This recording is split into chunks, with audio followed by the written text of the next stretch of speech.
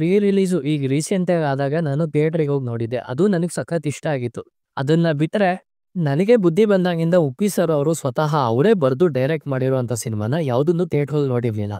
ಆದ್ರೆ ಈಗ ಯುವೈನ ನೋಡೋಕೆ ಅಂತ ಹೋಗಿದೆ. ಅದು ಕೂಡ ತುಂಬಾ ಎಕ್ಸ್‌ಪೆಕ್ಟೇಷನ್ಸ್ ಇತ್ತು. ಯಾಕಂತ ಅಂದ್ರೆ ಉಪ್ಪಿ ಸರ್ ಸಿನಿಮಾ ಅಂತ ಬಂದಾಗ ಒಂದು ಹೊಸತನ, ಕ್ರಿಯೇಟಿವಿಟಿನ ಎಕ್ಸ್‌ಪೆಕ್ಟ್ ಮಾಡ್ಬೋದು. ಅದೇ ಎಕ್ಸ್‌ಪೆಕ್ಟೇಷನ್ಸ್ ಅಲ್ಲಿ ನಾನು ಈ ಸಿನಿಮಾನ ನೋಡಕ್ ಹೋಗಿದ್ದೆ. ಈ ಸಿನಿಮಾ ನನಗೆ ಹೆಂಗ್ ಅನ್ನಿಸ್ತು, ಈ ಸಿನಿಮಾ ಚೆನ್ನಾಗಿದೆಯೋ ಚೆನ್ನಾಗಿಲ್ವೋ ಅನ್ನೋದನ್ನ ನಾನು ವಿಡಿಯೋ ಕೊನೆಯಲ್ಲಿ ಹೇಳ್ತೀನಿ. ನಮಸ್ಕಾರ. ಈಗ ತಾನೇ ಉಪ್ಪಿ ಸರ್ ಅವರು ಸ್ವತಃ ತಾವೇ ಬರೆದು ಡೈರೆಕ್ಟ್ ಮಾಡಿರುವಂತ ಸಿನಿಮಾ ಯುವೈನ ನೋಡ್ಕೊಂಡ್ ಬಂದೆ. ಸಿನಿಮಾ ಹೇಗಿದೆ ಅಂತ ಹೇಳ್ತೀನಿ. ಅದಕ್ಕಿಂತ ಮುಂಚೆ ಒಂದು ಸಣ್ಣ ಮಾತು, ವಿಡಿಯೋನೆಲ್ಲ ಸ್ಕಿಪ್ ಮಾಡಬೇಡಿ, ಹಾಗೆ ಫುಲ್ ನೋಡಿ. ಇನ್ಯಾಕ್ ಕಳ ಶುರು ಮಾಡೋಣ ಬನ್ನಿ.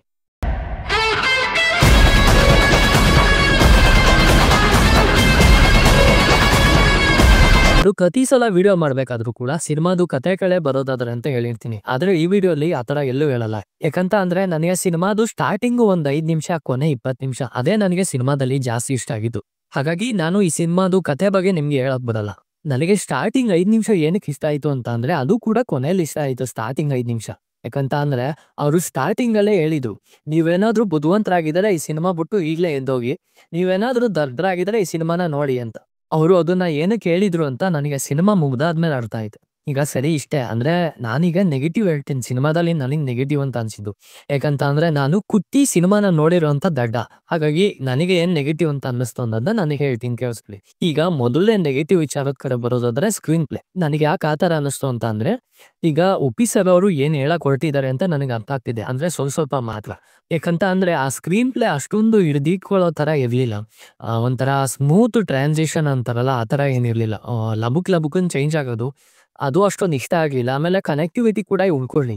ಅಂದ್ರೆ ನಿಜವಾಗ್ಲೂ ಹೇಳೋದಾದ್ರೆ ನನಗೆ ಯಾವ ತರ ಅನ್ನಿಸ್ತಿತ್ತು ಅಂತಂದ್ರೆ, ಏನಿದು ಏನೇನೋ ನಡೀತೈತಲ್ಲ, ಯಾಕೆ ಏನು ಮಾಡ್ತಾ ಇದ್ದಿಲ್ಲ ಒಂಥರ ಅನ್ಸೋದು. ಆಮೇಲೆ ಕೆಲವು ಸೀನ್ಸ್ಗಳು ಬರೀ ಕತ್ಲೆ ತರ ಐತೆ. ಅದು ಟೀಸರ್ ಅಲ್ಲಿ ನೋಡಿದಾಗ ಸ್ವಲ್ಪ ಇಷ್ಟ ಆಗಿತ್ತು, ಆದ್ರೆ ಸಿನಿಮಾದಲ್ಲಿ ನೋಡಿದಾಗ ಆ ರೇಂಜಿಗೆ ಇಷ್ಟ ಆಗಿಲ್ಲ. ಕತ್ತಲೆ, ಎಲ್ಲ ಕಡೆ ಕತ್ತಲೆ, ಯಾವ ತರ ಜಾಗ ಇದು? ಸಿನಿಮಾದು ನೆಗೆಟಿವ್ ವಿಚಾರದ ಕಡೆ ಬರೋದಾದ್ರೆ ಸೌಂಡ್ ಮಿಕ್ಸಿಂಗು ನನಗೆ ಅದು ಅಷ್ಟೊಂದು ಇಷ್ಟ ಆಗ್ಲಿಲ್ಲ. ಯಾಕಂತ ಅಂದ್ರೆ ಆ ಸೌಂಡ್ ಎಫೆಕ್ಟ್ ಇದೆ, ಆ ಸೌಂಡ್ ಎಫೆಕ್ಟ್ ನ ನೀವು ಥಿಯೇಟರ್ ಅಲ್ಲೇ ಎಕ್ಸ್ಪೀರಿಯನ್ಸ್ ಮಾಡ್ಬೇಕು. ಆಮೇಲೆ ನಿಮ್ಗೆ ಅಷ್ಟು ಅದು ಪರಮಾನಂದ ಕೊಡೋದು. ಆಗ ಅದನ್ನ ಕೇಳಿಸ್ಕೊಂಡು ನೀವೇ ಬಂದು ಹೇಳ್ತೀರಾ ನಾನು ಹೇಳಿದ್ ಸರಿನಾ ತಪ್ಪಾ ಅಂತ. ಯಾಕಂತ ಅಂದ್ರೆ ಅದು ಕೆಲವು ಕಡೆ ಅಷ್ಟೊಂದು ಕಂಫರ್ಟಬಲ್ ಫೀಲ್ ಆಗಲ್ಲ. ಆದ್ರೆ ಅದನ್ನ ತುಂಬಾ ಇನ್ ಡೆಪ್ತ್ ಆಗಿ ತೋರಿಸಿದ್ದಾರೆ.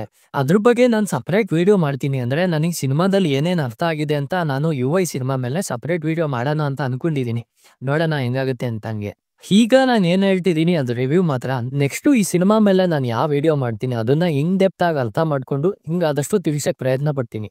ಅಂದ್ರೆ ನನಗೇನ್ ಇಷ್ಟ ಆಗಿದೆ, ನನ್ನ ಪರ್ಸ್ಪೆಕ್ಟಿವ್ ಕರೆಕ್ಟಾ ತಪ್ಪಾ ಅನ್ನೋದನ್ನ ನೀವು ಕಮೆಂಟ್ ಮಾಡಿ ಹೇಳಿ. ಸರಿ, ಇಷ್ಟೇ ನಂಗೆ ಹೇಳಕ್ ಇದ್ದಿದ್ದು. ನೆಗೆಟಿವ್ ಪಾಸಿಟಿವ್ ಅಂತ ನಾನು ಏನ್ ಬೇಕಾದ್ರೂ ಹೇಳ್ಬೋದು. ಆದ್ರೆ ಈ ವಿಡಿಯೋ ಮುಗ್ದಾದ್ಮೇಲೆ ನಾನು ಮತ್ತೆ ಈ ವಿಡಿಯೋನ ನೋಡ್ಬೇಕಾದ್ರೆ ನನಗೆ ನೆಗೆಟಿವ್ ಅನ್ಸಿದ್ದು ಪಾಸಿಟಿವ್ ಅನಿಸ್ಬೋದು, ಪಾಸಿಟಿವ್ ಅನ್ಸೋದು ನೆಗೆಟಿವ್ ಅನಿಸ್ಬೋದು. ಹಾಗಾಗಿ ಈ ಸಿನಿಮಾ ಬಗ್ಗೆ ನಾನು ಜಾಸ್ತಿ ಹೇಳಕ್ ಇಷ್ಟಪಡಲ್ಲ. ಅದ್ರಲ್ಲೂ ಕೂಡ ನಾನು ಬೆಳಗ್ಗೆ ಶೋ ನೋಡಿದ್ದು.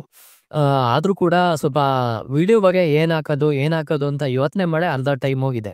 ಮತ್ತೆ ಇನ್ನೊಂದೇನಂತ ಅಂದ್ರೆ ನಂಗೆ ನಾಳೆ ಎಕ್ಸಾಮ್ ಬೇರೆ ಇದೆ. ನನಗೆ ಅದ್ರ ಬಗ್ಗೆ ಯೋಚನೆ ಮಾಡ್ಲೋ, ಈ ಸಿನಿಮಾ ಬಗ್ಗೆ ಯೋಚನೆ ಮಾಡ್ಲೋ, ಈ ಸಿನಿಮಾ ಒಂಥರ ಟ್ರೋಮಾ ತರ ಕೊಟ್ಬಿಟ್ಟಿದೆ. ಎಷ್ಟು ಬೇಡ ಆದ್ರೂ ಅದೇ ಯೋಚನೆ ಬರ್ತೈತೆ. ಹಾಗಾಗಿ ಜಾಸ್ತಿ ಹೇಳಿ ನನಗೆ ಸ್ಪಾಯ್ಲ್ ಮಾಡಕ್ ಇಷ್ಟ ಇಲ್ಲ. ಇದ್ರ ಮೇಲೆ ಇನ್ನೊಂದು ಇನ್ ಡೆಪ್ತ್ ಆಗಿ ವಿಡಿಯೋ ಮಾಡೇ ಮಾಡ್ತೀನಿ, ಅದ್ ಮಾತ್ರ ನಿಜ.